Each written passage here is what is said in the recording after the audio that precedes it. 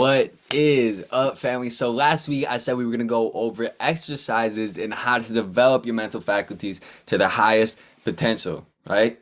So let's get straight to it. Imagination, Napoleon Hill said, is the most marvelous, miraculous, inconceivably powerful force the world has ever known. Did you know the building you're in was imagined?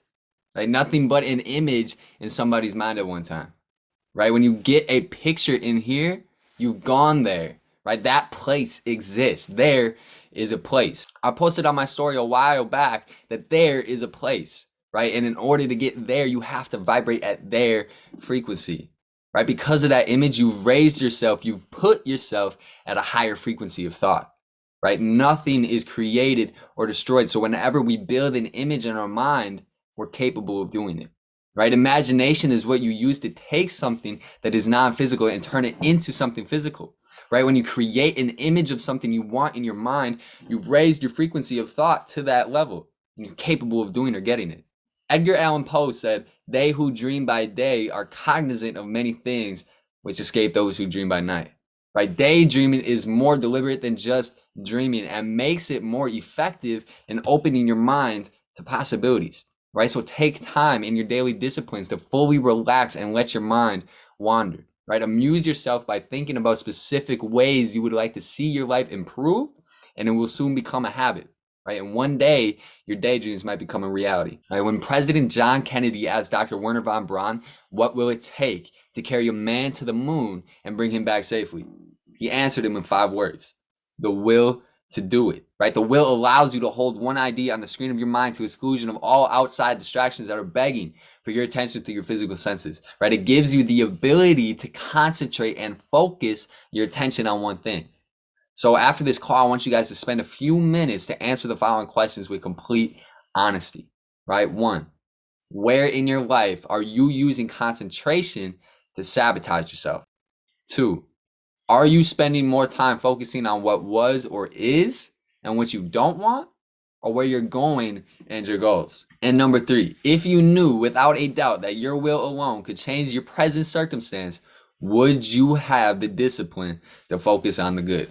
Last night I just watched a video when Bob Proctor was hosting a seminar and he walked up to random people and literally started telling them who they are and what type of person psychologically. And he was using his highly developed intuition, right? Intuition is the higher power's way of talking to you. It's a small voice inside that speaks your truth. It also gives you the ability to pick up other people's thoughts and read their energy, right? So I want you guys just to stop and listen. Right? It's hard to tune into your inner wisdom when you're constantly busy. So take time each day to slow down and be more open to your higher self.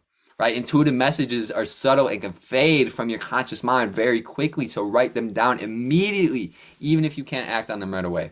Right? There is no such thing as a bad memory. There are only weak and strong memories. And like a muscle, you can develop your memory by a phenomenal degree through exercise, right? Use your senses. The more senses you involve when you learn or do something new, the easier it is to remember, right? For example, if you want to remember someone's name, it may help to look them in the eye when you repeat their name and offer a handshake, right? That will engage 4 out of the 5 senses. Your faculty of reason is what we use to choose, think, analyze, compare, and evaluate ideas, right? It's the ability to think and choose what information we accept, stir up, and use to come up with brand new ideas, right? Practice being unreasonable. Most people think being reasonable means stifling or sacrificing their own dreams and goals out of fear, right? Fear of disappointing someone, fear of being laughed at, fear of going against the crowd or making waves, right? But neuroscience has shown that we only use 5% of our brain. So venture into uncharted territories and practice being unreasonable. Write down the ways you are holding back on going for or even acknowledging what you really want in life because you're afraid it might be unacceptable or even impossible. Right? Then relax and use reason to come up with a list of new ideas and strategies to get what you want. Your perception is your point of view. It controls what you become aware of in your environment and how to choose to see it. Right? Wayne Dyer said, when you change the way you look at things, the things you look at change. I would like you guys to grab your phone and go into any room in your house, right? Stand at one end of the room and take a picture. Then turn around and walk to the other side of the room and take another picture. Right? Then compare the 2 images side by side one room, two totally different pictures, right? Now take that lesson and apply it to one of the rooms in your life. Pick a different vantage point from which to view your primary relationship, career, or your financial situation, right? No matter what you're looking at, do your best to look at it objectively as a stranger might, right? A singular perception in life can prohibit growth. A different one can exponentially expand it. So keep shifting your position until you can find that one, then stay there. So now, since we understand how to develop our God-given abilities, let's use them to create our reality, right? Let's use them to manifest our goals.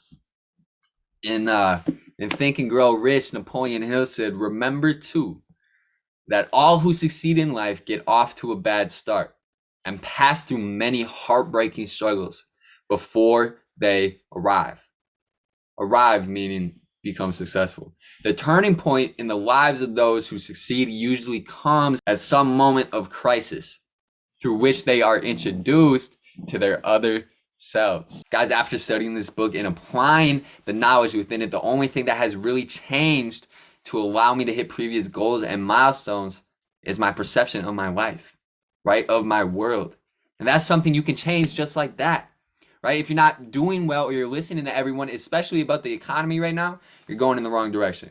What I want you to do right now is to stop and look at your life. And if it's not the way you want, change the way you think right now. Right? The economy is neither good nor bad. It just is, and we make it good or bad. Right? I have an abundance of opportunities with the economy, and so do you, especially with trading. Right? But I didn't always see things as just is my whole life.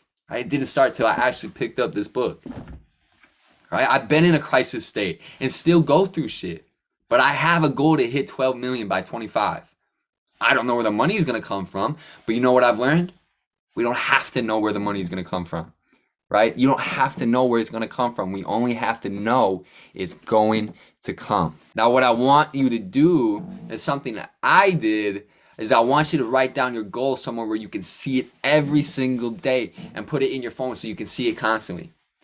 And then write down what you want, right? You don't have to know how to get it. You don't have to know where the money is going to come from. You don't have to know where the resources are going to come from. The only thing you have to know is that I really want it, right?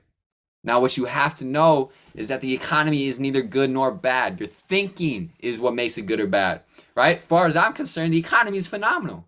Right? I'm not going to listen to the news, social media, and people. I'm going to listen to me. I am in charge of my life. Right? You're in charge of your life. Think of what you want and write it down and read that as often as possible every day. Right? It's the repetition of reading that goal that's going to change your thinking. So I don't care what your results are right now. I've never met a millionaire who didn't want another million. Right? And I've never met someone who was in a crisis that didn't want to get out of that crisis. So take your mind off that crisis and focus on what you want. Right? And if you get emotionally involved and stay emotionally involved with it, you're going to set up an attractive force. Right? Next week, I'll be going over this attractive force, how you change your vibration and attract what you want.